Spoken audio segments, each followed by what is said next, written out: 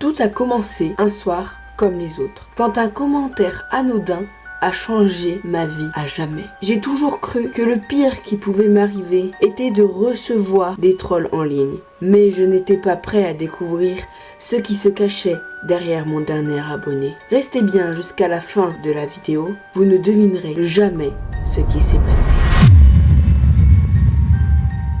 Maxime était un youtubeur comme tant d'autres. À 24 ans, il avait fait de sa passion un métier et sa chaîne avait récemment explosé. Il comptait plus de 500 000 abonnés. Pas mal pour quelqu'un qui, 2 ans plus tôt, postait encore des vidéos dans sa chambre chez ses parents. Les sujets qu'il abordait étaient variés. Défis gaming, vlogs et parfois quelques histoires d'horreur pour pimenter le tout. Il adorait l'interaction avec sa communauté.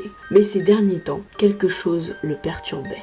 Depuis quelques semaines, il avait commencé à recevoir des commentaires étranges sous ses vidéos. Rien d'alarmant au début, juste des phrases sans grand sens, des chaînes de mots aléatoires, souvent écrites par des comptes sans image de profil, sans nom identifiable. LOL, super, je te vois. Maxime avait mis ça sur les comptes des trolls ou de bots, comme il y en a tant d'autres sur internet. Mais plus le temps passait, plus ces messages devenaient nombreux. Et surtout, plus il se faisait personnel. Un soir, alors qu'il venait de terminer le tournage d'un vlog nocturne dans lequel il testait des légendes urbaines, Maxime remarqua un nouveau commentaire, posté à peine quelques secondes après la mise en ligne de la vidéo. Le pseudo était incompréhensible. Une suite de caractères illisibles. Et le message disait simplement « J'ai aimé ton nouveau décor, j'adore la vue que tu as de ta fenêtre. » Maxime s'arrêta net. Son sang ne fit qu'un tour. Il n'avait jamais montré sa fenêtre dans aucune vidéo. S'agissait-il d'une blague? Un coup de chance? Troublé, il décida de répondre. « Qu'est-ce que tu veux dire par là ?» Il attendit quelques minutes, mais aucune réponse ne vint. Il se força à ignorer cette petite montée d'adrénaline et décida d'aller se coucher. Il était tard et le montage de cette vidéo avait pris plus de temps que prévu. Cette nuit-là, il se réveilla en sursaut. Un bruit l'avait tiré de son sommeil. Un craquement, un bruit de pas. Il jeta un coup d'œil à son téléphone. 3h23. Maxime était de ceux qui ne croyaient pas aux heures maudites. Mais là, il se sentait étrangement mal à l'aise. Sa chambre était plongée dans une obscurité totale, à peine éclairée par la faible lueur de son écran d'ordinateur en veille. Il resta allongé, à l'écoute, se convainquant que ce n'était que son imagination. Le lendemain matin, après une nuit chaotique, il retrouva son téléphone inondé de notifications. Ses abonnés l'avaient bombardé de commentaires sous sa dernière vidéo.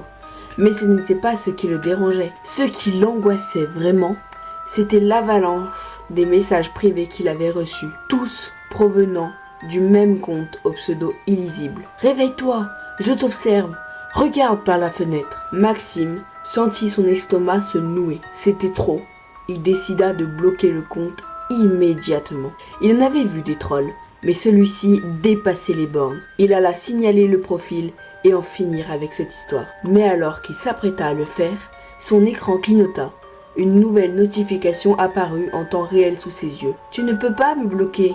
Je suis déjà là. » La peur le saisit, froide, implacable. Il se leva d'un bond, tourna les yeux vers sa fenêtre et l'observa attentivement. Dehors, tout semblait normal.